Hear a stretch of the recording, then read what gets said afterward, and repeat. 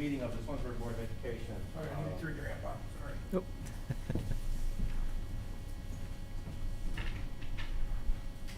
Give that a try. Good evening.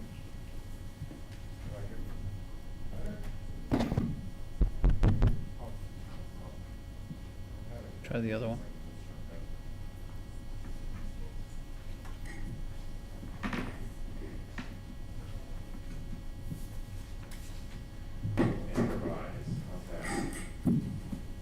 Okay, good evening and welcome to this evening's board meeting. The meeting of the Twinsburg Board of Education, our regular board meeting. Today is Wednesday, September 1st. The time is 7:01.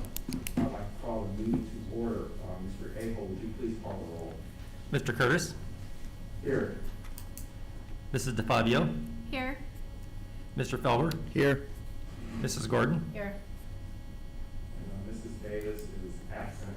Her daughter had her first college athletic experience today, so she did not want to miss her mom, so I'll be standing and presiding over this evening's meeting. If you all stand for the pledge of allegiance. to the flag of the United States of America, and to the republic for which it stands, one nation, under God, indivisible, with liberty and justice for all. Do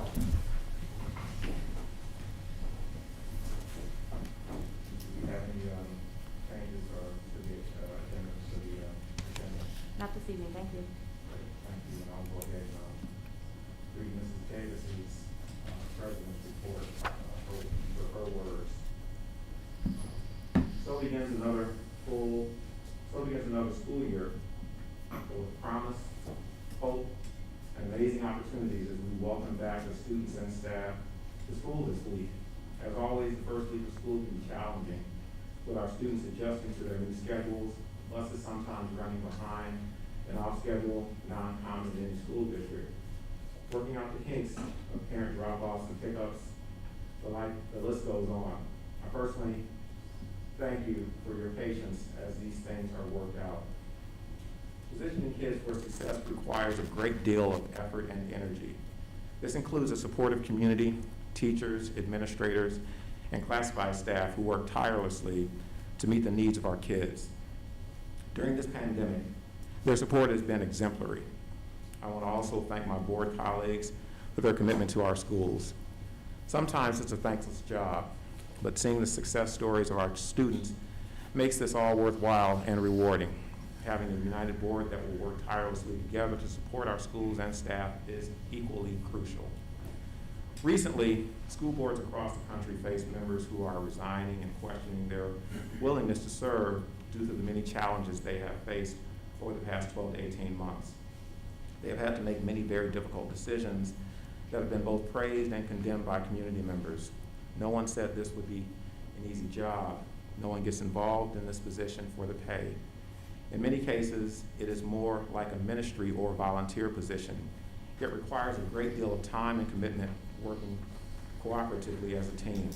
As a community, I hope we do better than what we've seen in other communities. With 2 board members stepping down this fall, I'm encouraged that we have community members willing to step up and step forward with me to put their hat in the ring. I'm very encouraged by their enthusiasm and energy, involvement in our schools over the years, and willingness to take on a role as a board member during these challenging times. Best of luck to all candidates this fall. On another note, Coach Dave Mariola, Twinsburg High School varsity wrestling head coach, has announced his retirement after 37 years of coaching. Coach Mariola was honored in 2004 by his peers, being elected to the Ohio High School Coaches Hall of Fame. My husband Brian had the honor to work with Coach Mariola over the years, as did many other teachers and community members in our district. And many fine young men came out of that wrestling program under Coach Mariola's leadership. Thank you, Coach Mariola, for your years of dedication to our kids. Now back to the reason we're all here, our kids. Parents, they are watching our every move and hanging onto our every word. Despite what we agree with and what we don't, concerns we may have, and anxieties we may be feeling, it is important to maintain a positive and encouraging attitude around our children. They will be looking for our support and guidance in times of uncertainty. They will also be looking at our character and how we treat others. Our attitudes can make all the difference in the world as to the kind of year our students will have. Personally, I'm grateful that our kids are on campus every day, where their education and safety remains a top priority, and I look forward to a great year ahead. That concludes the President's report, and I'll turn the meeting over to our Superintendent, Mrs. Powers. Thank you, Mr. Curtis. Good evening, everyone. Welcome to our Board of Education meeting. Well, as Mrs. Davis wrote, and you so eloquently read for her, it has been a very busy couple of weeks. You know, last week was our soft reopening week, and I can tell you that our staff and our parents, I think, appreciate the fact that we were able to open the school year in a sort of systematic and slow manner. We were able to adjust many things, lunch and bus routes and classroom assignments. And so the soft reopening week was hugely successful, we believe, for our students. And this week was the first week of our school year, and there are still adjustments to be made. When you are welcoming back a little over 4,000 students here on campus, there are adjustments to be made. So we appreciate everybody's patience, especially with our transportation before and after school. We have seen a lot more parents driving their children this year, and that of course causes a lot of traffic around each of our campuses. And I appreciate Chief Noga and new Chief Mason for their assistance with our traffic issues. They are here every day on campuses trying to help us make some adjustments, and we appreciate all of their assistance as well. And especially, we just want to welcome all of our new Tiger families. It's fun to meet new families. I've been out in the community at bus stops and meeting families at our campuses at arrival and dismissal. And our new parents are delighted to be here, and we're excited that they've joined our Tiger family. So welcome to our family here in Twinsburg. The Board of Education this evening, Mrs. McKinney, who is our Director of Human Resources, will introduce some of our classified staff members who have joined us tonight. You know, we are so delighted that we have such a wonderful staff who are really here to care for our kids. And this evening, you'll get to see the second part. Last board meeting, you met all of our new teachers, and this evening, it's all of our classified staff members who are able to join us for the presentation. But before we get to Mrs. McKinney's introductions, I want to take a few minutes to introduce our newly designed website to our family here. We started on the website redesign, almost 2 years ago during the District Comprehensive Communications Plan and in coordination with our Strategic Plan Communications Action Team work. This evening we're going to play a short video which is presented by our district's webmaster, Mrs. Linda Garner. Mrs. Garner is really the power behind the website, and she's done an excellent job of bringing this project over the goal line. So we're going to play a little video here that explains some of the highlights of the redesigned website. The purpose of this video is to familiarize visitors with the redesign of the Twinsburg City School District website. In the upper right-hand corner of the website header, a quick links drop-down menu has been added with links to frequently visited pages. There is also a link to the district contact form and the superintendent's Twitter feed. This is also where visitors can search the district website and choose a display language. 2 new navigation menus have been added. Our district navigation menu contains links to district departments, support organizations, and other district information. The school's navigation menu provides quick access to each school's website. The For Parents, For Students, For Staff, and For Community navigation menus have not changed and still contain the same links which were in the previous design. The photo gallery pictures will scroll automatically. Pictures can be advanced by clicking the circles below each picture. In the Our Schools section, you will find links to each school building website and the Board of Education web pages. Use the up and down arrows below the In the News and Upcoming Events sections to scroll through items. View All News links to archive news.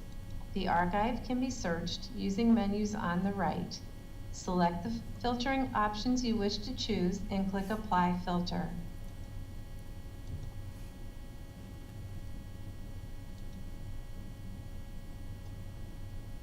Click View All Events to access the online district calendar.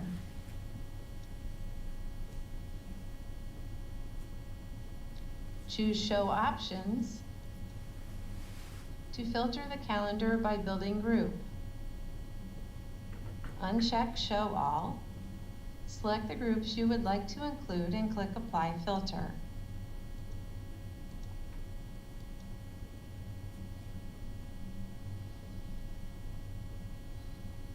The Find It Fast section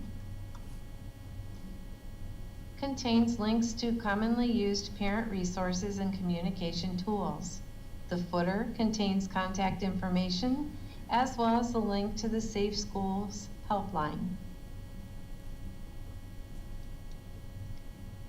Each school page contains 4 sections: in the news, upcoming events, highlights, and the school's Twitter feed.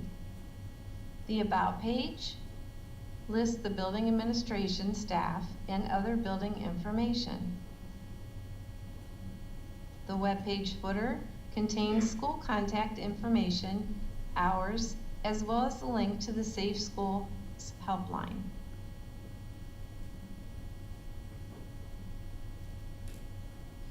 That's a little visit to our newly designed website. As you can see, board, it is a much cleaner look.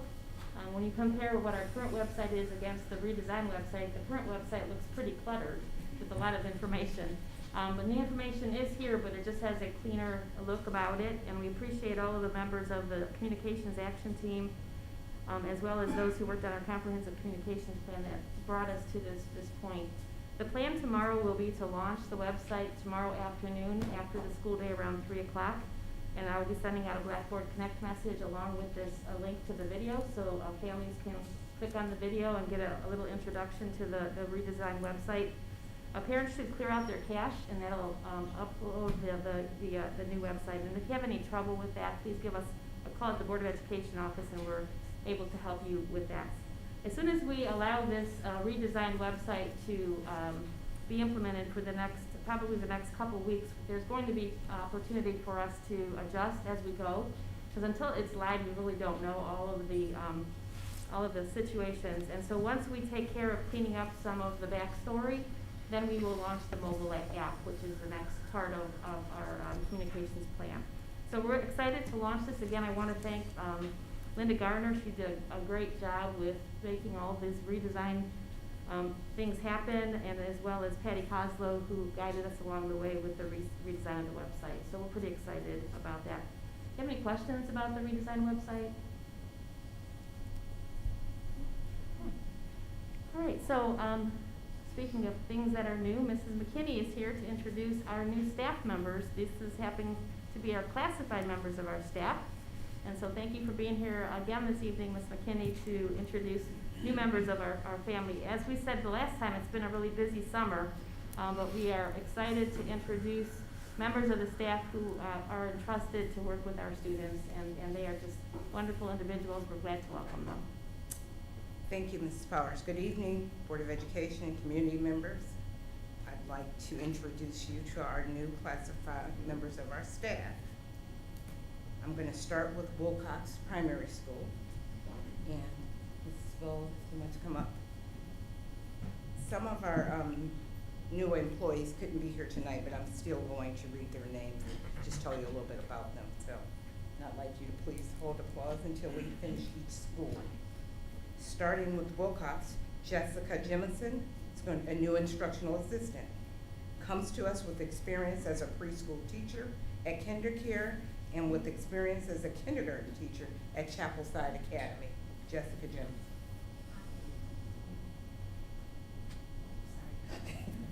You're the first one. Now everybody else will know who to do. Nicole Leonard. Nicole Leonard is a new janitor at Wilcox, and she's been subbing for us in the position of janitor at Wilcox for most of the school year, and she's now secured the full-time janitor position. So Nicole Leonard. Sarah Martese, instructional assistant. She comes to us with 3 years of experience as lead teacher at Small Hands, Big Dreams Learning Center. Sarah has an early childhood degree and hopes to one day secure a teaching position in the near future. Catherine Boyle-Markovitz, another instructional assistant for Wilcox. She has been a friend of the district for several years, fulfilling several sub-roles before being hired. She has worked as an instructional assistant at summer reading camp and as a long-term sub-instructional assistant for most of last school year. So she now has a full-time position.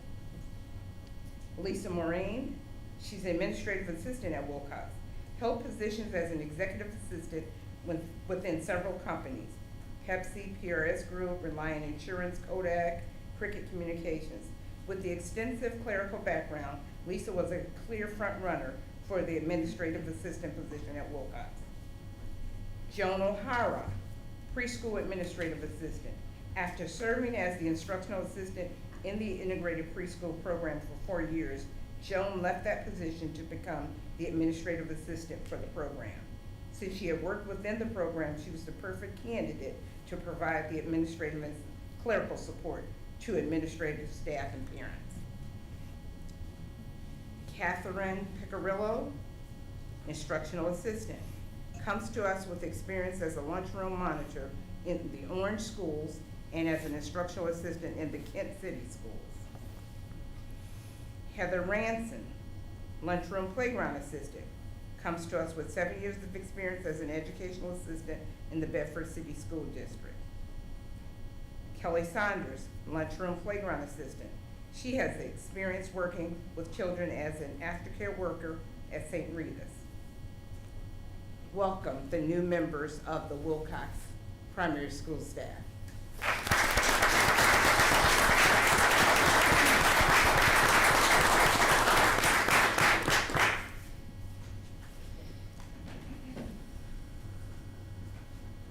Next, we have Bissell Elementary School, Samuel Bissell Elementary School. Mr. Warner's going to come up and join Mrs. Powers. Kira Kravchenko, she's going to be a new cook at Bissell, former classified substitute and former lunchroom playground assistant at Bissell. She's now returning this year in a new position as a cook. Annette Leister, janitor, joining us after serving in various positions as a cashier, housekeeper, and custodian. She worked last year as a janitor at THS and has now accepted the Bissell janitor position. Those are the Bissell new staff members.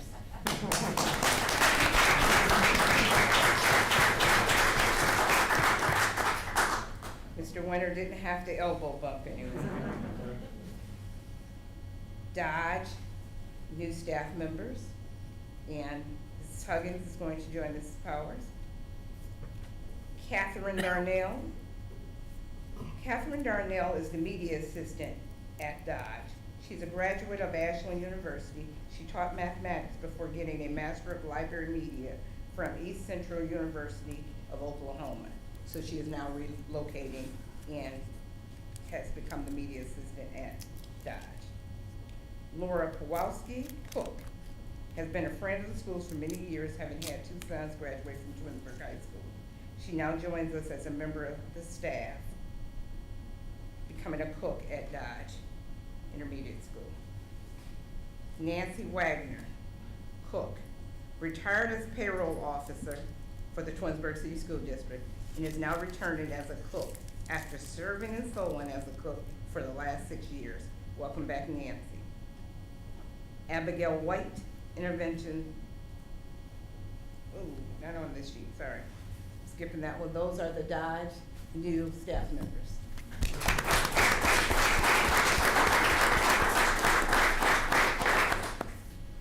RBC, new staff members. Felicia Long, Mrs. Loudon will join Mrs. Powers. Felicia Long, lunchroom playground assistant, has experience working with children as she is currently a bus driver with the Nordonia Hills School District. Her driving schedule allows her to pick up extra hours with us as a lunchroom playground assistant. Yukiko Weinroth, lunchroom playground assistant at R.B. Chamberlain Middle School. She is a piano and voice instructor at Twinsburg Music Connection. She holds a bachelor's degree in applied music from Ashland University and a master's degree in vocal pedagogy from The Ohio State University. I told her I was not gonna make her sing today, but I thought I would. So welcome, Yukiko. And those are the new staff members for Rbc Chamberlain Middle School. Welcome.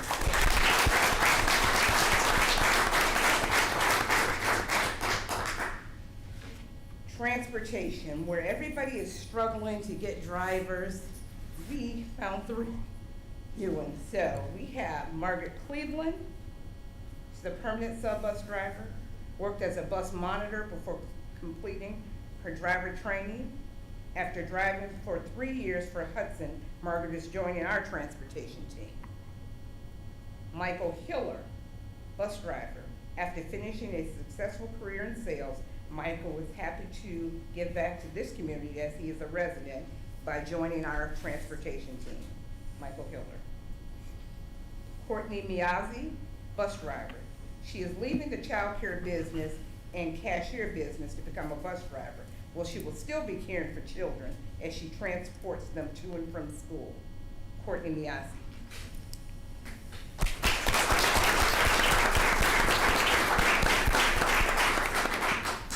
That completes the introduction of our new staff members, our classified staff members.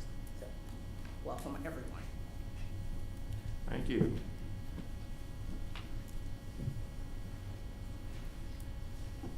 Mr. Curtis, if we can take a pause, and the members of their staff that are new, if they wish to leave, to prepare Sure. for tomorrow? Sure, we'll take a pause so that we can get on to other district business and other administrative reports. Those who are here for the staff portion, you are welcome to leave. Thanks for being here tonight.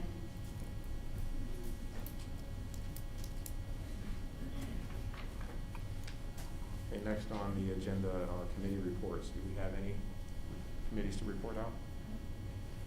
Okay, since we have none, we'll move on to the administrative reports. I'll again turn the meeting over to Mrs. Powers. Thanks, Mr. Curtis. This evening, Mr. Bendis, our district dietitian and food service supervisor, is here to present his annual report. By statutory requirements, Mr. Bendis comes usually in September to update the board about the kinds of food that are food items that are served in our schools. And before you start, Mark, I just wanted to publicly thank you for all that you did over the summer again, feeding our kids while they were home on vacation. And we know that as the school year has started, Mr. Bendis is delivering meal bags to children who are home under quarantine. He does it so graciously. I just wanted to say thank you very much for what you do on behalf of our families. You're welcome.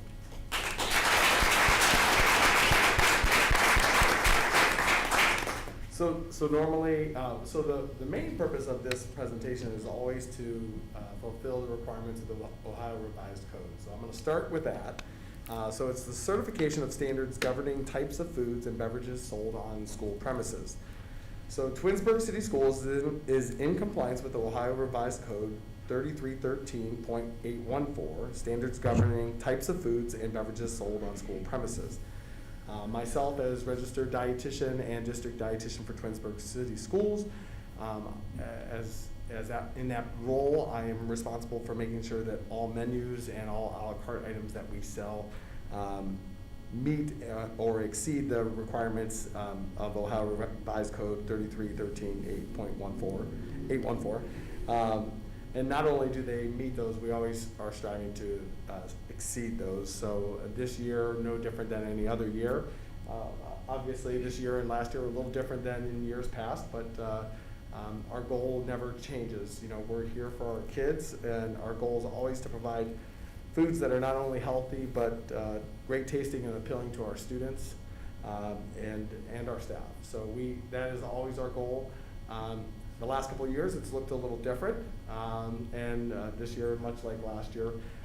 But I just want to send out kudos to my staff, because in a year where under the federal program where every student can get a free lunch or free breakfast, with 4,000 students back in Twinsburg City Schools, they've been quite busy the first few days of school. So kudos to them, because they have worked hard to make sure that the kids of Twinsburg were all fed in a timely and nutritious fashion. So unlike, that's my big shout out today, but unlike previous years, I don't have a big presentation or report to give to you guys. Right now we're working through the kinks and the bumps and bruises of new school year with the new set of, I wouldn't say problems, but set of issues that we have to work through. So like I said, I'm blessed to have a very hardworking staff that is very dedicated to our kids in Twinsburg, and I'm lucky for that, and they've done a fantastic job. So if there's any questions of me about what we're doing this year at all, as in every year, we always look to change things a little bit. So our goal every year when we come out, and especially in these trying times where we're delivering bag lunches to the classrooms, is really to try to make it as close to normal as possible for our kids. So I'm constantly looking to try new menus and new ideas to try to keep things fresh and different for the kids. And that's all I have.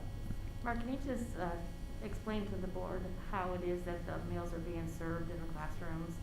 Your staff has become almost like stewards and stewardesses with moving carts and lots of bags, and you have to see it. It's just something to behold, actually, the coordination behind all of this. Yes, like I often referred to last year as my staff has become Meals on Wheels, literally, with carts in front of them and lots of bins for every teacher in the classroom, just like for the elementary schools.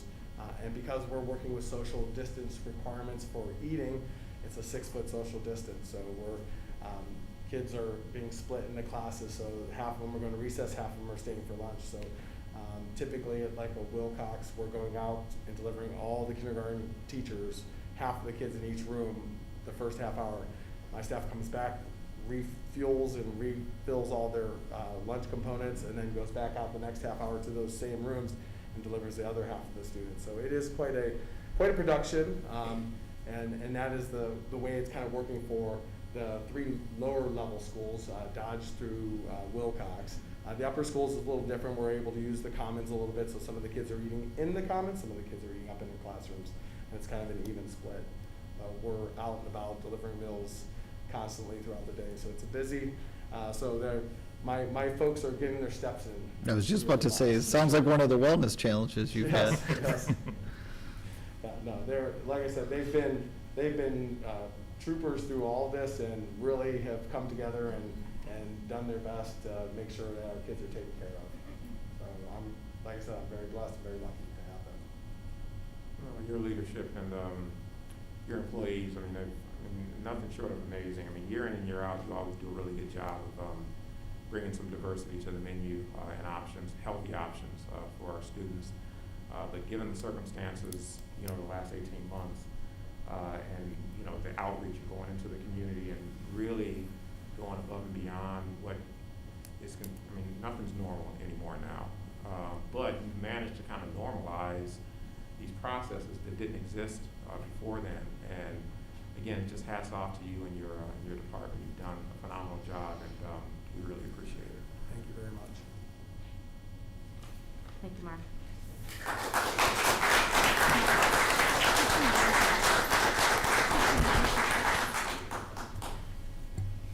Our Board of Education, as we previously discussed with you, we have been working at each of our schools to identify a program of intervention for students. What we recognize is the last year and a half has been difficult for some of our children, and that we have identified in places there are academic gaps that need to be filled. And so this evening, Mrs. Farthing and Dr. Walker and members of our administrative team are here to present a proposal to the board with regard to an academic program that we would like to see in place to assist our students in being able to backfill on some skills so that they can move forward with the confidence of strong academics. So I'd like to turn this over to Mrs. Farthing, our Director of Curriculum. Good evening, Board of Education and those watching from home. Thank you for allowing the team to present this evening. Mrs. Powers gave this team a leadership opportunity, and here we are this evening. We've been brainstorming academic interventions that we would like to be able to provide to our students. As you know, during the short summer months, our students, or any students in the United States may experience what researchers call the summer slide. Now students may be experiencing a COVID-19 slide. Last year was different for our students. Some of our students were on campus every other day with a blended learning day in between. Some of our students have not been on campus for 18 months. Students may have been caring for siblings while they were learning from home. And some of our students have been truly social distanced from their peers and social activities. Not a blame, just a statement. And we are looking to provide additional opportunities for our students to grow their skill set and also target social and emotional needs. To this end, you often hear us talk about the RTI process, which is response to intervention, and or MTSS, which is also known as multi-tiered systems of support. Here's a tiered pyramid. If you look at the green, that's tier 1. All of our students received classroom instruction and first level of support. Although interventions are available by the classroom teacher, sometimes additional support is needed. Our outside of the school day, mostly, tier 2 interventions provide a structure for this programming. We're going to talk through our needs tonight about the additional support at the tier 2 level, and each administrator that speaks this evening will be focused on a different component.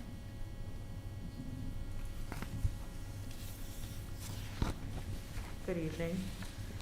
We're going to discuss briefly, I'm going to give you a broad overview, but when each administrator comes to the podium, they're going to have more details of the students that we selected, the who, the what, the where, and the why. So the students that we're targeting are the who of this are the students that are going to be based on specific data points from each particular building. So we recognize that our students from pre-K to 12 are going to have certain criteria that they must meet in order to be selected for the interventions. Our processes and any system that we use is going to be evidence-based. So you're going to hear of the child we're selecting is going to be matched with an evidence-based practice so that we can get the best result. Also, we're going to be targeting specific academic content, and also included in that is going to be a social-emotional learning component so that each child, when they're receiving this, is going to have an intertwined experience.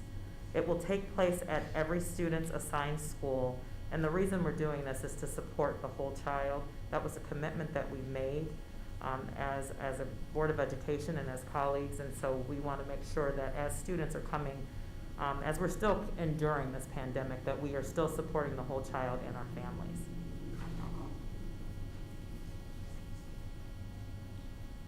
Good evening. I know Mrs. Farthing talked about that pyramid and that tier 2 piece, that middle piece of that pyramid, where many of the students that we're targeting for this program fall. So keeping that in mind, our tier 2 supports consist of a number of things. Number one, it's geared to the needs of students, which really we have to also consider those grade bands. So keeping that in mind, that our elementary students or students at Wilcox may need a little something different than our students at the high school. So the program and our tier 2 support for this will be a combination with our K through 8 focusing on interventions after school, Tuesday, Wednesday, Thursday, where in-school support with the academic coach for grades 9 through 12. Now, Dr. Walker talked about matching student needs and that importance as well. Scott Ashley will speak a lot more about what that means and how we choose, but students will receive supports based on their areas of need, knowing that we're going to truly focus, at least at the elementary part, on that reading and math, because we know if our students don't have that strong point and that basis, it's going to impact every other aspect of your education process. The program will be quick and easily accessible, and this is what we mean by that. You have afforded our teachers data days and professional development, and those opportunities are going to give us the leeway we need to make sure we have the data possible to make decisions quickly and identify those students as quick as possible. We want to make it convenient to our parents. Again, Dr. Walker mentioned that. We want it at their school buildings. We want it right after school. We want something that's going to meet the needs of our families and our students. We also know, looking at those tier 2 supports, that This isn't something, for big groups. These are targeted skill things that we're doing with students in smaller groups, and that is truly important. Class size is small, targeted intervention, time to get that personal commitment and personal interaction with students in a physically distanced environment. It's aligned with school-wide expectations and curriculum. We're teaching our standards. We're looking at where gaps are. And again, those data days that you've granted us will be helpful for that. It's taught by our teachers. Nothing beats students getting interventions by people that know the curriculum, know our students, know our district, and know our expectations. And while we want this program to be consistent, targeted, we also understand we're dealing with little human beings. And when you're dealing with little human beings, and this includes our high school people, I still think they're little human beings too in the grand scheme of life, we know that everything doesn't always fit in the box. So we have to be flexible with this. And again, mentioned by Andrea, the importance of that social emotional piece.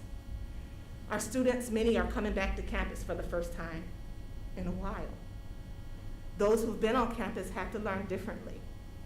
We have to keep in mind that we are teaching humans and growing people and people that are developing. So tapping into that social emotional piece is extremely important for our students when participating in these Tier 2 supports after school or during their school day.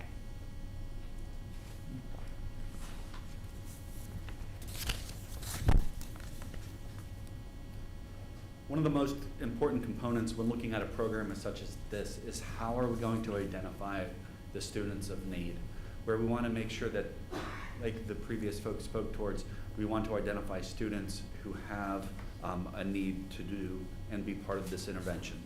We're looking at a multi-criteria selection process, basically meaning there's multiple sources of data that our teachers are going to look at and the administrators to get the students into this program and select them. A lot of these are already aligned with our OTES 2.0 process, as well as state mandates, such as the Ohio State test scores will be looked at from previous years and beginning baseline data. The NWEA measures of academic progress scores that the students take at the beginning of the year will be utilized for this as well. Knowing that that is just a blip of a computer assessment, we're going to look at other assessments such as the classroom assessments, the Go Math beginning of the year assessments will be utilized, as well as the running records and their guided reading levels from the year prior, as well as the beginning of the year to track that slide over that summer. 2020, 2021, students who do not meet the course requirements will also be looked towards being invited into this program, as well as the IXL diagnostic assessments. Teacher recommendations, as we do value our teachers' input and opinions, and they know those students better than anyone. So we're going to rely on their recommendations as well into this program. There are other appropriate data points when looking at students' needs. One of them being, if they were in school for the last year and received that instruction that they needed to over the last calendar year. So those are just some of the ways that we're going to look at bringing students into this program. Again, I want to emphasize that it is a need-based program and not just open to anyone. It's an invitation only. May I ask a couple questions on that? Just the IXL diagnostic, that's new to me. What is that? Mrs. Farthing? We have we piloted last year and are using IXL, which is it's adaptive practice. So as the students will take a diagnostic, it will help place them in different activities and different skills. So the teacher can assign activities or the students can work at their own pace. So it will go up levels or down levels. For K-12 or? No, we purchased it. We started this year with 3 to 8, grades 3 through 8. And the only other thing I had a question on is, I know some high school students really struggled that were online this year, and some of them are a little concerned about graduation requirements. Will this be used as a tool for that, or is that going to be something separate? We're getting to you in just one moment. Sorry, I didn't look ahead on the deck. Okay. Yep. We'll pay you later. Okay, thanks. First, Mr. Rich. Good evening, everybody.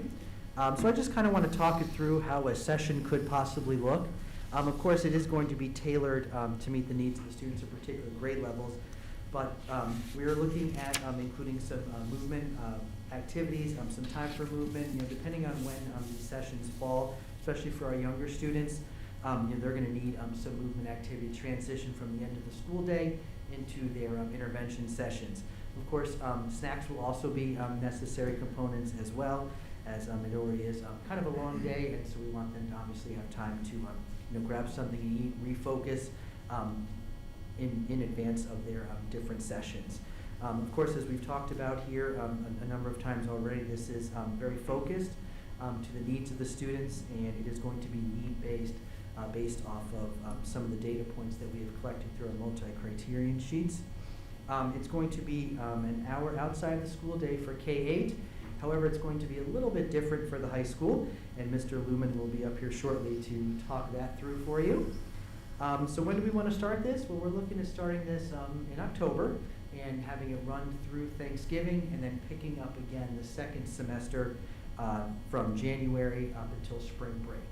So that gives us many, many weeks that we can offer our students some intervention to improve their skills or to bring them to, to achieve the necessary courses they need, obviously, to move on, at the high school level, certainly. Again, as we said, this will be tailored to meet the needs of the students, and that's really important for us because, we want to really pinpoint what our students need and obviously be able to help them through that. And then the one last piece, which we had talked about as well earlier, is the social emotional component. And so the one piece of that I really want to kind of expand on a little bit is our morning meetings. And so each of our schools, each day begins with a morning meeting where our teachers and our students just kind of talk, and they talk about the day, they talk about their feelings, they talk about things that might be going on, on the bus, at breakfast, in their lives, and it kind of is a great way to kind of start the day.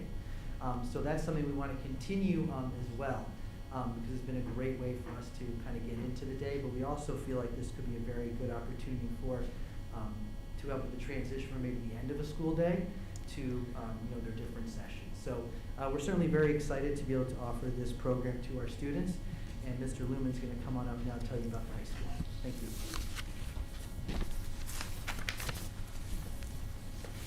Good evening. So at Twinsburg High School, one thing that we wanted to try to look at was to identify the students who were in need. And while there are so many different needs, one major area that we were able to look at was the idea of credit recovery in those struggling students, especially coming off the circumstances of the last few school years. So to start, one thing that we really started to propel, and thank you to Jen for this data, was that looking at our summer program over the last summer, excuse me, 52 students took part in that, and they were able to earn back 59 credits, which is a pretty incredible sum when you look at it. I think it's something that needs to be said and celebrated for those students to be able to earn those back towards their graduation requirements. In a slide or two, I'll show you exact numbers, and you can see how more drastic those numbers would have been in volume had those students not been able to earn those credits back. And so our goal at Twinsburg High School is really to provide the needed intervention that is necessary to make sure that credit recovery can occur on premise within the confines of a school day. And something we'll talk about more in a second. And how we would measure success with that ultimately would be to say that 100% of our students who are credit deficient would have the opportunity to earn those credits back. Most importantly, in order to return back to on-track graduation status. We want to make sure that we're stepping in before it becomes a summer school or other alternative program that is needed, and we can provide that path throughout the course of the school day. And so what we feel we would need to be able to do this, and why it's maybe looking a little bit different, is to provide that intervention throughout the course of the school day, but most importantly, we know that so many of our students are tied up outside of the school day, whether it be work or family requirements, extracurriculars that might go on throughout our school and outside of our school. We feel that the school day itself would offer the best path to provide that intervention to our students. And so what we're asking for is potentially 2 intervention specialists who would provide the ability to monitor and report our students' credit recovery process and procedure, look at their progress, and to communicate that back to parents and staff members, so we make sure that we are providing the best chance of success for our students. And if you look at numbers on this last slide, on the left, you'll see a lot of by subject. Our failure list in the 2020-2021 school year by those 4 core content areas as well as electives as well. The one that was most concerning to Mr. Lynn and myself when looking over these numbers were those numbers of students on the right side who were potentially on the path to need credit recovery throughout the given course of their time at Twinsburg High School. More alarming than anything else was how we saw that there were 34 sophomores right now who potentially are in need of credit recovery, and 27 of those 34 sophomores have failed multiple subjects. And so having the ability to reach those students through the course of the given school day in their study labs and free periods, so where we can pull them out and really work in a more intensive manner to get them back on track, became incredibly important to us. We would look at APEX as a delivery method, something that is already being used and that we've had some successes with throughout the course of our other programs that are offered at Twinsburg High School. Thank you.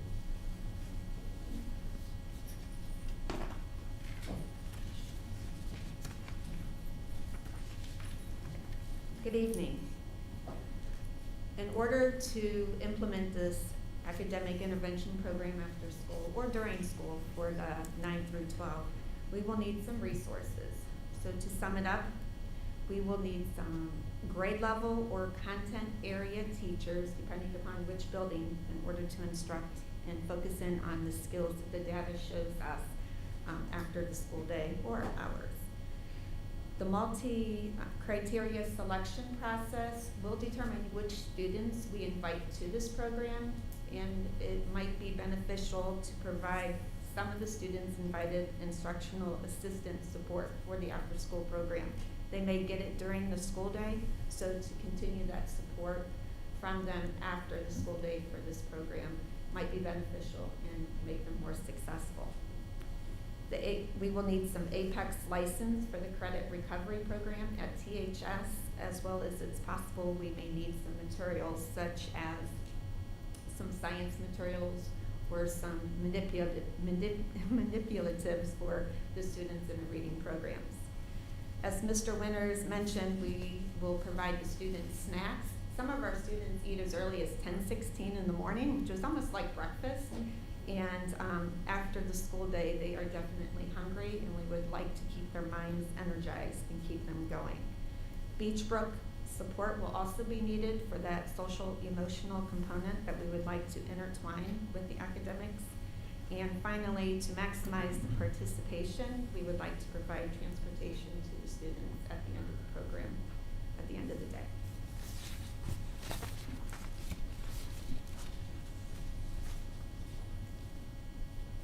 So at this time, you can see from my colleagues and myself that we have had a lot of thoughtful, intentional planning toward this proposal. And we wondered if you had any questions with regard to what has been proposed this evening. Yeah, with the APEX piece, the credit recovery piece, I noticed the other buildings had, schedules in terms of when they were gonna be having students do these things. Will they have access to do this during the school day for APEX, or I know it's self-paced, so does that mean that they will have opportunities to continue and extend their learning, if they wanna go home and they wanna, are they able to access the coursework at home as well? Good afternoon, evening, ladies and gentlemen of the board. Yes, so APEX can be accessed at any time. The main component that we were looking at was freeing up time and space for our students in their schedules. So we want to provide that adult component to help guide the students, but then the students can extend their learning and move through the content at their own pace. In essence, trying to get them back on track as soon as possible and having a fluid nature of the program. So on that point, I was thinking the same thing, because it's self-led and a lot of the kids had a struggle because it was self-led last year. So can you talk about the process and how you're going to integrate the teaching staff? Absolutely. So again, providing that adult role model, and some of the research shows, and Dr. Walker and I have had some real conversations about this, just putting a child on an online program and letting them, like you said, just kind of be out there without that kind of reporting and monitoring and also mentoring aspect is very difficult for the child, specifically if they're off track.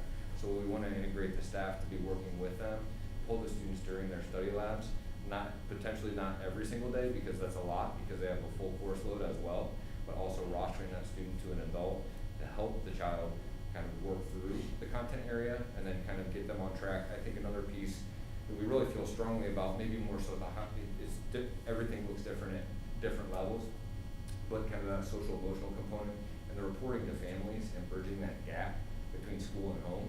So some of these folks, they just need, again, an adult ally to kind of help their child grow, help their child get back on track, and just kind of monitor their progress, and again, help them work through that. So those are some of the ways we integrate the teaching staff. Okay, thank you. What is it that you need from Beechbrook? Do you need additional Beechbrook staff, or are we just extending their day? We're going to integrate them throughout the school day, so I don't believe we need additional staff at this point, but utilizing what we have and making sure that they can support our students. We recognize that the students that we might be dealing with might have just might have a lot of different concerns and maybe some underlying concerns, especially as this pandemic has unfolded. And we just want to make sure that they're available. So, and just making sure that they have the support and materials to support children, because they're not supporting our intensive needs. They're dropping down a level, if you will, and supporting that intervention. So they may need materials and things of that nature, but not necessarily more staff. Okay, and then parental guardian oversight reporting, how is that being done? Is that going to be weekly, quarterly? So at the high school, we're going to make it on a regular basis. I think that we're going to continue to report. The biggest thing is when you have children who may need intervention, it just needs to be regular, and it needs to be not necessarily, it just needs to be more personalized so that our families understand the value that their children are receiving from our school district, and also if they have questions or concerns, that they can get those answered in a timely manner. So it may look different from every building, but we are going to make it on a more regular basis. So I could see it being weekly or bi-weekly, depending on the grade they're on. So I guess jumping to the beginning, there's some kind of orientation or outreach to the parents and guardians that, your child's been selected for this and here's what this is. Yes, there will be actually a permission slip or something to go home for participation in the program. And then on top of that, just making certain that the parents are understanding of the expectations. And also, it's fluid, right? So as a child is in a program, there's going to probably be a stop date as well. And we want to make sure that our families know when their children will be in the program and when there's a stop date, especially K through 8. As Mr. Lynn and Mr. Lumen have suggested, the high school it might be a lot more fluid because they might be able to finish faster than our elementary kids who might be in a more structured time frame. Thank you. You're welcome. Are there any more questions? Thank you for doing this. Thank you. So we didn't mention, Wilcox will have their program before the school day begins because they're such a late start school, 9 o'clock, I think. So the hour will come before the day for the smallest children, because otherwise they would be on campus till after 5 o'clock in the evening. That's a very late hour for little ones. So that's something we didn't mention. And the other thing, board, this will be supported through ESSER dollars. So we appreciate the fact that we have the ESSER money. It's provided to us by the federal government and Ohio as well. And those dollars will be used specifically to support the intervention programs. As the administrators indicated, this is a fluid program, and so as students gain the skills that they need, they're graduated out and new students are brought in so that we continue to have this fluid intervention and be able to capture more students throughout the school year. We think that by chunking it between two phase sessions, A and B, over the course of the year, it doesn't fatigue the students. Obviously, as somebody mentioned here tonight, they're busy all day long, and so this is an additional to that, understanding that we're talking about children. And so we have to make the programs enjoyable, exciting, so that they want to be participating in it, and we think that we have the staff to be able to support that this year. And I'm sorry to go backwards. For the virtual students, is this going to be, how is that going to be done if needed? At this time. It's not, it's no. completely in school? Yes, Okay. because we want them to be specified so that it's a face-to-face interaction to give them the skills that they need face-to-face, yes.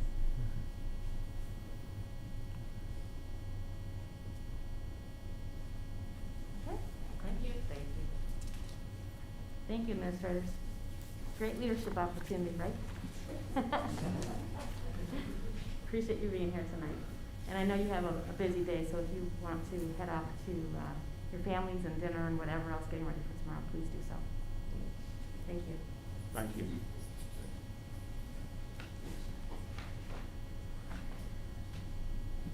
And that concludes our report for this evening, Mr. Curtis. Thank you. Thank you. Let's move on to item G.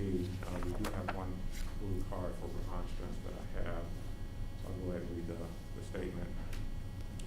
Persons wishing to address the Board of Education should submit a blue card in the lobby to the Treasurer's office prior to the meeting so that they may be recognized by the Board President and welcome to make comment. No formal action will be taken on subjects that are not included on this agenda until the Board has had an opportunity to study them. Comments regarding personnel must be submitted in writing through the Office of the Superintendent. And although there is normally adequate time for citizens to express themselves at board meetings, if several people wish to speak, each person will be allotted 5 minutes until the total time of 30 minutes is used. Each person addressing the board is asked to give his or her name and address. I do have a blue card. Excuse me if I mispronounce the last name. It's hard to read, but Jordan Apern?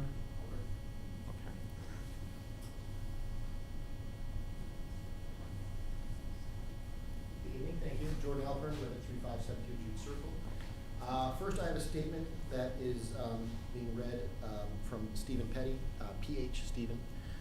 Thank you for the opportunity to address members of the Twinsburg City School District. My name is Stephen Petty. I am a registered professional engineer in 6 states, including Ohio, a certified industrial hygienist, and a certified safety professional. Recently, I've become a resident of Florida, but still have a home I have lived in the past 36 years in Central Ohio.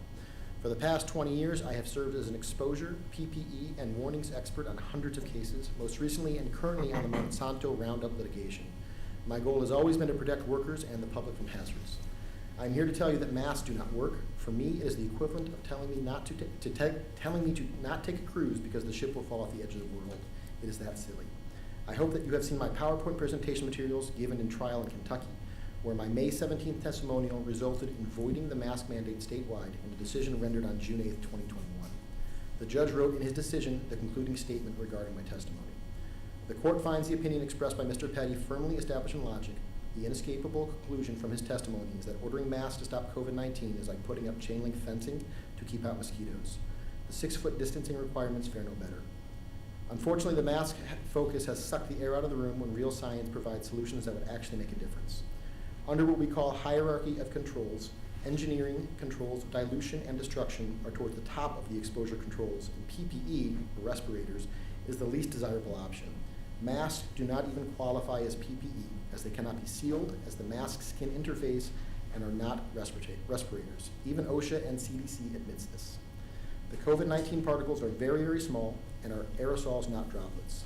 COVID-19 particles are 1,000 times smaller in diameter and 40,000 times smaller in area than the cross-section of a human hair. Ask yourself, can you get a human hair by the side of your mask anywhere? If so, masks never work. Work I have cited in my trial testimony and in many other public forums shows that 99.9% of the COVID particles are the small guys, or aerosols, not droplets. These particles stay in the air for days and weeks. A 0.1 micron COVID-19 particle will take more than 50 days to fall 5 feet in still air. From an industrial hygiene exposure perspective, the solutions are dilution, which is maximizing fresh air, and destruction, which many excellent available options are available. Working with a special needs high school in Westerville, Ohio, in the summer of 2020, we opened in the fall of 2020 without masks, using ventilation and destruction. We are not aware of any cases caused by the school environment. Dr. Morrison runs the school. You can see both her and my remarks on YouTube there's the video attachment. Note that recent June 8th and 11th, 2021 litigation decisions in Kentucky, Boone County Court, June 8th, 2021, and the Florida Supreme Court, Green et al. Case in June 11th, 2021, both of which I have been disclosed exposure and PPE expert, have lifted the mask mandates due to their ineffectiveness and or ruled masks to be unconstitutional. I have been disclosed in a June 1st, 2021 affidavit as the exposure expert in Polk County Schools litigation in Florida and asked to support non-mask efforts in New Mexico, Michigan, Texas, and Minnesota over the past 60 days. I would hope the school district would follow actual exposure and industrial hygiene science, dilution and destruction. If not, I would encourage parents to litigate the matter, as masks result in numerous collateral harm to children with essentially no benefit. Thank you for your time, Stephen Petty. If anyone is unfamiliar with him, he has 9 patents in ventilation mainly. He has 25 years of engineering experience in chemical engineering, top of his class in, I believe, Dayton in chemical engineering, as well as a master's. He is the expert. Columbus Blue Jackets, the National Hockey League team, has hired him to refit their locker room as they were getting sicknesses, not COVID related, other athletes were getting sick, and they hired this man, the expert, to go through their systems and see what they could do. I understand where the Board of Education and our superintendent is coming from. I know you're all doing it, and I know you're trying your best to do what's best for our children. It's crazy out there. There's very limited information. It's kind of hard to tell what's right from what's wrong, and we all have to use our best judgment. Unfortunately, I think we missed the mark, and we're being a little misled here. The decisions regarding masks is coming down from some higher government forces, CDC, state, federal, whatever we're coming from, and using the status quo and not thinking for ourselves, we've just missed the mark, and we're falling in rank and file and doing what we're told to without really asking questions and seeing if this is the right course.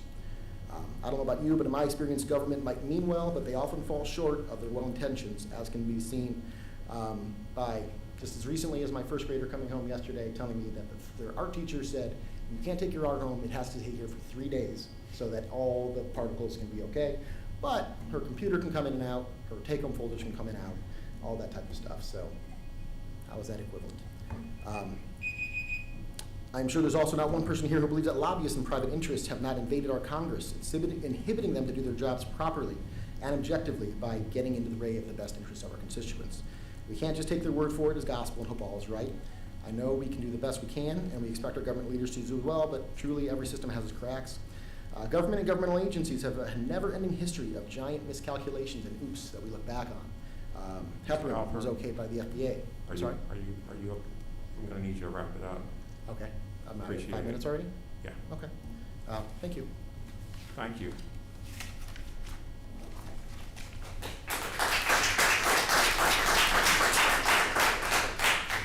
Okay, Mr. Ben Henderson.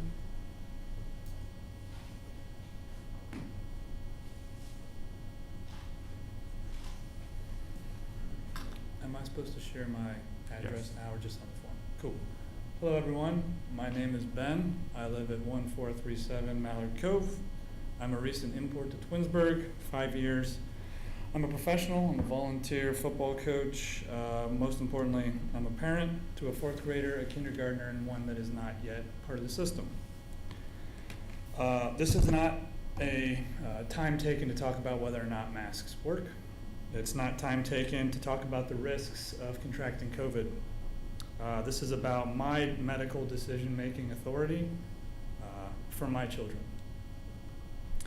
Parents are constantly assessing risk for their kids, whether it's playing football and having concussions, letting somebody else drag your kids around, or choosing to shelter in place and stay home when everyone's telling you to evacuate from a hurricane. Not everyone's risk tolerances are the same. A school board who listens should create reasonable options to accommodate all viewpoints. For those in the district who are concerned about exposure, y'all have equipped them with an option to stay safe and to stay at home if you're concerned about the problems. You've given parents the choice to send their kids to school if they're willing to accept that exposure. You've given faculty and staff the option to wear as much PPE as they'd like, to stay as far away, and to take care of their own safety. The problem is you're not giving everyone a choice. You're only giving some a choice. What about the option of parents sending their kids to school with no PPE and accepting their risk of exposure for themselves? That's the only option that's not on the table. I love the diversity of this community. We only embrace that diversity when we give everyone a voice. We're inclusive when we responsibly equip people with information, and then we let them choose the path. Your mask mandate only lets some people choose for themselves. My daughter has asthma. A mask restricts her respiration and makes breathing more difficult. In my mind, being able to breathe is more important than potentially risking exposure. If she's exposed to COVID, she has a 99.97% chance of survival. If she can't breathe, she has a 0% chance of survival. The odds of a child dying from COVID are 2 in a million. You're 3.5 times more likely to die from a lightning strike than you are from COVID as a child. Let's talk about qualifications. Teachers are qualified to teach. They're not qualified to determine whether or not my child or any of his 15 active classmates need a mask break. And now about exemptions for a moment. Community members submitting and requesting exemption forms, citing legitimate concerns, whether medical, religious, or otherwise, are being summarily rejected. I ask you respectfully, are you a board of medical practitioners qualified to make that type of determination, whether that medical exemption is valid or not? And again, I ask you respectfully, are you a board of rabbis, priests, imams, and ministers qualified to make a religious determination whether an exemption is valid or not? You're not even considering the exemptions that are being submitted, they're being summarily discarded. Part of your academic interventions program that we heard about a few minutes ago accounts for the mental, social, and emotional needs that the students might have in order to make things fun. And yet in this setting, we know that masks affect the social and emotional interaction between children, which we've just cited, Kathy Powers, is so important to making it fun so that the kids can enjoy themselves. The masks are getting in the way of that. We're not telling any of you how to handle your health. We're not even telling you how to educate our children. We're entrusting you to educate our children. And we trust you, and we ask you to trust us to handle their health needs. Please rescind the mask mandate. Let the parents continue to assess their own risks for their children and whether or not they're willing to send them to school on account of those risks. Let everyone have a voice and let everyone make their choice. Thank you for your time. Thank you, Mr. Henderson.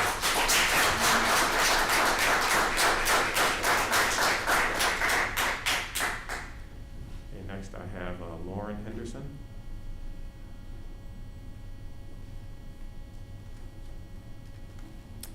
Hello, I'm Lauren Henderson.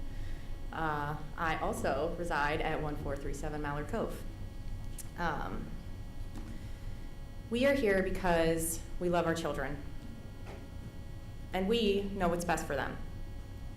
Parents have choice to keep their kids home for remote learning if the family would like to reduce exposure, just like choosing not to go out in public.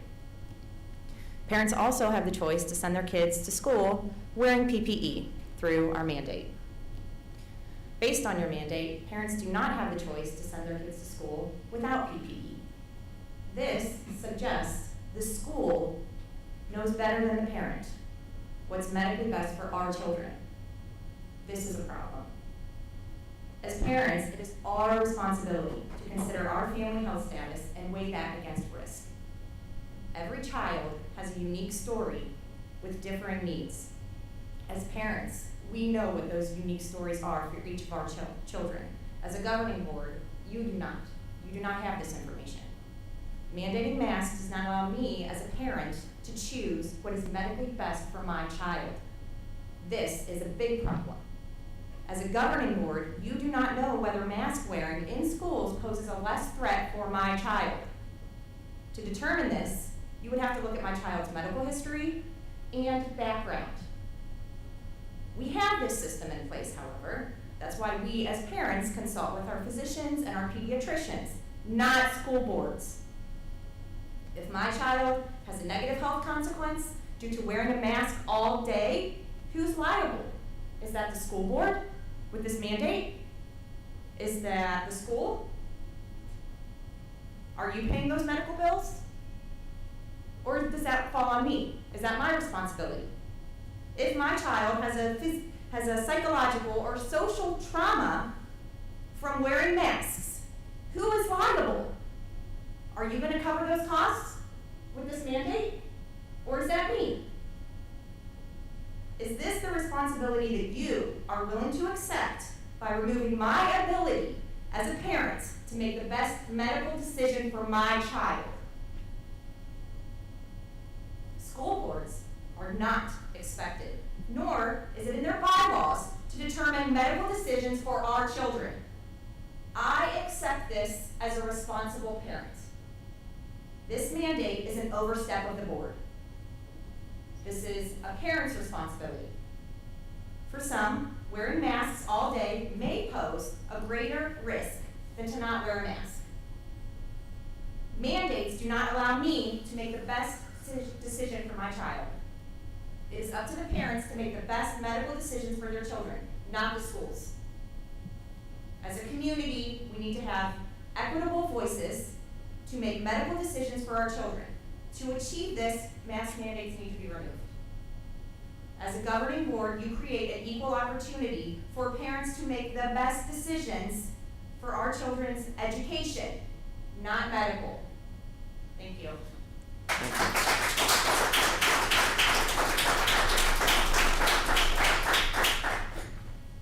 Last, I have Nicole Schaefer. Hello, my name is Nicole Schaefer and I live at 3062 Cinecheck Drive. Tonight I was hoping to get some clarification about the lunch at Dodge. I don't know if any of you are on Facebook or you saw kind of what transpired today, but I want to start by saying I do have a child that goes to Dodge, and none of what I'm going to say is pertaining to her class. I leave her out of all of this. I haven't asked her anything. This has all come from other sources, so that's not where it's from. It's been brought to my attention that we are short on lunch aids, very short on lunch aids at Dodge. And I don't know what the reason is for that. I don't know if people don't want to work there. I do know of somebody qualified that did apply and was never even called. So I don't know what the plan is for that. But this is causing a problem for our children. They're given 30 minutes to eat, but because we don't have enough lunch aids, they're all in the classroom together, and you've got Group A and you've got Group B. Group A is now given 15 minutes to eat, while Group B sits there with their masks on. Then Group B gets to eat. Well, the problem is lying there is that there's kids who can't eat their whole meal in 15 minutes. So then you've got the problem that, do you tell them, too bad, you're done, it's over? Or do you tell Group B, you're not gonna get as much time because the other kids aren't finished? So on Tuesday, there was a situation in one of the classrooms where a little boy was actually crying. He's like, I'm so hungry, please don't make me wait any longer. I wanna eat right now, my friends are eating, I can smell their food. The lunch aides were given no guidance in how to handle something like this. So they decided, let's offer the choice. These other kids, if you want to go to the hallway, we'll send you out there, we'll socially distance you, and you can eat in the hallway. I mean, I think we all can admit that's pretty gross, if we could see what was on those floors. But what else were the aides supposed to do? I mean, were they supposed to hurry up and rush Group A and say you're done? Or say, too bad, honey, you're gonna have to wait longer, and you'll get to eat when it's your turn to eat. Neither seems like a good idea to me, and this is wrong on so many levels. My biggest issue is, what about the child whose only consistent meal every day is lunch at school? And they're in Group A, and they have their lunch tray, and they're kind of taking their time and eating. Nope, your 15 minutes is now up. Throw your lunch away, you're done. You can eat tomorrow. That breaks my heart, but that's what would have to happen, correct? Because two kids beside each other cannot have their masks off, so that's what would have to happen. So my first question is, why can't half of the kids sit in the cafeteria at Dodge? We're doing it at Rbc, we're doing it at the high school. Half in there, half in the classroom. And maybe it's because of supervision, because we are so short. I know as a parent, I would be willing to go in and volunteer to watch these kids so that they could all eat, at a table. I'm sure Mrs. Powers would be willing to give up a couple days a week to go in and help out these children. I mean, I'm sure many of us would. My second question is, I'm wanting to know if the protocol for quarantine has changed. At the first meeting, I had asked if there was any way that the kids could have mask breaks throughout the day to kind of make everybody happy. Maybe while they were at their seats, they could have a mask break. And correct me if I'm wrong, because I may be, but the way that I understood it was, if somebody has their mask off, then you have to be 6 feet apart. Is that correct?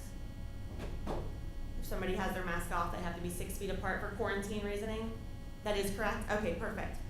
So what's happening right now at Dodge is Group A is eating, they have their mask off, Group B is only 4 feet apart, and they're sitting there with their mask on, but it doesn't matter. I was told we couldn't do that. We couldn't have mask breaks, we couldn't have half of them do it and half, but we're doing it now anyway. So basically right now, if any child in Dodge gets COVID, the class is quarantined, which just seems so silly to me. I guess I just want to end this by stating that the CDC does recommend that each child be given at least 20 minutes to eat lunch at school, and the Ohio Department of Education suggests at least 30. I just want to know why Twinsburg is picking and choosing what CDC guidelines we're following. Thank you. Thank you, Mr. Schaefer. Appreciate your comments and thank you for participating in remonstrance this evening. We'll move on to item H, which is the Treasurer's Report recommendations. Without objection from my colleagues, I will read H1 through 3 together. H1, resolve that the Twinsburg Board of Education approves the following meeting minutes: regular meeting of August 4th, 2021 and August 18th, 2021, and special meeting of August 24th, 2021, as sent to the board under separate cover. 2, that the Twinsburg Board of Education accepts the following financial reports for the month of July 2021: bank reconciliation, general fund, financial summary report, and financial report by fund, as sent to the board under separate cover. And 3, that the Twinsburg Board of Education accepts the check register for the month of July 2021. The total including payroll is $4,500,862.20. Do I have a motion for items H1 through 3? So moved. So moved by Mr. Felber. Do I have a second? Second. Second by Mrs. DeFabio. Any discussion? Hearing none, Mr. Aho, would you please call the roll? Mr. Felber? Yes. Mrs. DeFabio? Yes. Mrs. Gordon? Yes. Mr. Curtis? Yes. Passes 4-0. Next is action items action items and personnel. Without objection from my colleagues, I will read items I1 through 3. I1, resolve that the Twinsburg Board of Education accepts a certificated licensed personnel and/or contract recommendations detailed in the attached exhibit as per the dates, terms, and other applicable conditions specified pending satisfactory ORC background check. 2, that the Twinsburg Board of Education accepts the classified personnel and/or contract recommendations detailed in the attached exhibit as per the dates, terms, and other applicable conditions specified pending satisfactory ORC background checks. And 3, that the Twinsburg Board of Education accepts the supplemental contract recommendations detailed in the attached exhibits as per the dates, terms, and other applicable conditions specifying pending satisfactory ORC background checks. I have a motion for items I1 through 3. So moved. So moved by Mrs. Gordon. Do I have a second? Second. Second by Mr. Felber. Any discussion? Hearing none, Mr. Aho, would you please call the roll? Mrs. Gordon? Yes. Mr. Felber? Yes. Mrs. DeFabio? Yes. Mr. Curtis? Yes. Passes 4-0. Next is action items, new business, J1 through 7. Without objection from my colleagues, I will read them together. J1, resolve that the Twinsburg Board of Education continues Board of Education Policy 5113, interdistrict open enrollment without revision for the 2021-2022 school year. 2, inventory deletion, that the Twinsburg Board of Education approves the removal and deletion from inventory the following item: IBM correcting Selectric 3 typewriter, tag 0000247, located at Twinsburg High School. This item is deemed no longer useful. 3, that the Twinsburg Board of Education authorizes the business manager to attempt to sell the attached listing of assets to be removed from inventory that have been determined to be no longer needed for school purposes and/or beyond their useful life per the attached exhibit. If the assets do not sell, the Board of Education authorizes the business manager to dispose of the assets. The assets will be posted on an online auction site. 4, that the Twinsburg Board of Education, that the Twinsburg City School District authorizes the following personnel from the Twinsburg Fire Department to provide coverage at athletic practices and events during the 2021-2022 school year. And the rates are listed there. Hannah August, $41, Corey Hayden, $41, and Wilson Wakovich, $41. 5, that the Twinsburg Board of Education approves an agreement with Applewood Centers Incorporated for one student to attend the Gerson School part-time. Tuition is $32,286.69 for the 21-22 school year per the contract sent to the board under separate cover. This is a general fund expenditure. And 6, that the Twinsburg Board of Education approves the memorandum of understanding with the Twinsburg Education Association regarding the employment of a teacher and the need to fulfill a licensure requirement within 2 years of employment. That's sent to the board under separate cover. And 7, that the Twinsburg Board of Education approves a settlement agreement, release and waiver for educational expenses for one student receiving special education services at Monarch in an amount not to exceed $88,000 as per the conditions outlined in the agreement as sent to the board under separate cover. This is a general fund expenditure. Do I have a motion for J1 through 7? So moved. So moved by Mr. Felber. Do I have a second? Second. Second by Mrs. Gordon. Any discussion? And hearing none, Mr. Aho, would you please call the roll? Mr. Felber? Yes. Mrs. Gordon? Yes. Mrs. DeFabio? Yes. Mr. Curtis? Yes. That passes 4-0. Next is J8. This is the master agreement between the Twinsburg Education Association and the Twinsburg Board of Education. Resolved that the Twinsburg Board of Education approves the master agreement between the Twinsburg Education Association and the Twinsburg Board of Education effective September 1, 2021 through August 31st, 2024 as sent to the board under separate cover. Do I have a motion for J8? So moved. So moved by Mr. Felber. Do I have a second? Second. Second by Mrs. DeFabio. Any discussion? I just wanted to thank Kim Fink, the president of the Twinsburg Education Association, as well as the TEA's negotiating team and the board's negotiating team. We worked through the summer, and it was a very productive series of meetings to reach the tentative agreement. So we appreciate the partnership that we have with our teachers throughout the district. We are very blessed with teachers who really keep the heart of the students in the center of decision making, and we appreciate the Board of Education supporting our teachers with what we believe is a fair contract. Yeah, I would echo that.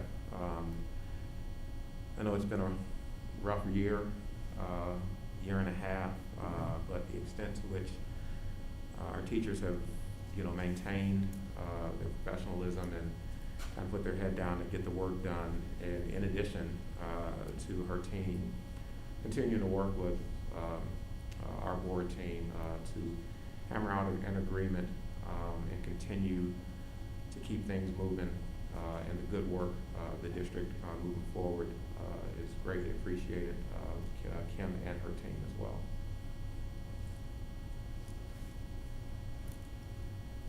Mr. Aho, would you please call the roll? Mr. Felber? Yes. Mrs. DeFabio? Yes. Mrs. Gordon? Yes. Mr. Curtis? Yes. And that passes 4-0. Next is miscellaneous. Do we have anything for miscellaneous? I just want to mention, we have a lot of partners in the school, and the safety forces have been tremendous partners. I just want to send out congratulations to Chief Noga and extend our congratulations in working with new Chief Mason. So welcome aboard. Yeah, I know that this was mentioned in Tina's president's report, but we did begin school this week, and it's just good to see buses rolling, seeing vibrant classrooms, monitoring Twitter. I saw a lot of activity and things posted where, kids are out, having fun and doing things. And, this is the first year where we're kind of all back to the extent possible. So it's still all new it's been a while, but it's just really good to see, things get back to some sense of normalcy. I just wanted to acknowledge Mrs. Schaefer's comments this evening, and we appreciate her bringing that to our attention. Actually, earlier today, Mr. Bendis and Mr. Welker, Mr. Holland and I have been discussing the situation at Dodge and lunch, and not pleased with how things have been in place for the first 3 days of the school year. Just know, board, that we are working on a plan to rectify that situation. Indeed, it is a struggle to employ our lunchroom playground assistants. They're part-time employees, and so if there's somebody watching the presentation this evening, if you are interested in being employed by the Board of Education as a lunchroom playground assistant, please reach out to our Director of Human Resources. That's Mrs. Belinda McKinney at 330-486-2020, and Mrs. McKinney can help you with the application process. In the meantime, what's happening is it's not that the students are not unattended, but we have instructional assistants, administrators, and teachers that are helping to supervise children during their lunch periods. And so I just want the board to understand that we're aware of the situation. When we're welcoming back students back to campus who have been gone, many of them for a year, with new rules and with still understanding that we are in the midst of a pandemic and there are processes and protocols that are in place to protect children, it doesn't look the same as it did in the 2019-2020 school year. So we are aware of the situation and working with the administrative team to resolve the matter. And I do appreciate Ms. Schaefer being here tonight with her concerns. Thank you for that. Any other comments from Miscellaneous? I just wanted to add something. I want to thank two groups of people for this summer.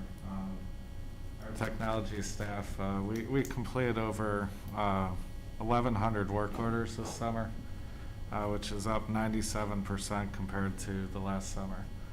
And a lot of increased responsibilities with especially our Chromebook rollout, so I wanted to shout some kudos to our technology staff. Also wanted to thank all of our maintenance, custodial, and janitorial staff. When you look at our work orders, we had 558 work orders completed this summer. That's up 38% compared to the last 2 years. Moved 12 grade levels back across the district and assembled over 1,200 desks and tables to get ready for the start of the school year, in addition to all the summer cleaning responsibilities that they have on a yearly basis. So just wanted to thank those two groups for a great start to the school year and all their support. The supply chain management of all the different summer projects, there's a number of different moving parts, including the furniture that ultimately came in the weekend before, and we still made it happen for the soft reopening, and wouldn't have been possible without our staff. So just wanted to say thank you. Excellent.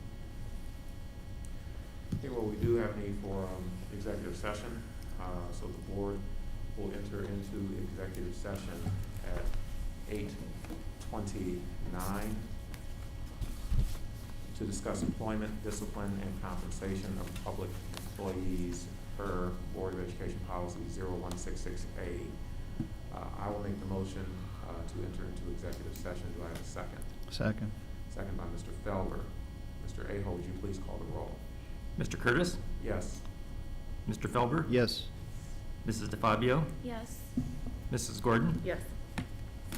Okay, we are in executive session, and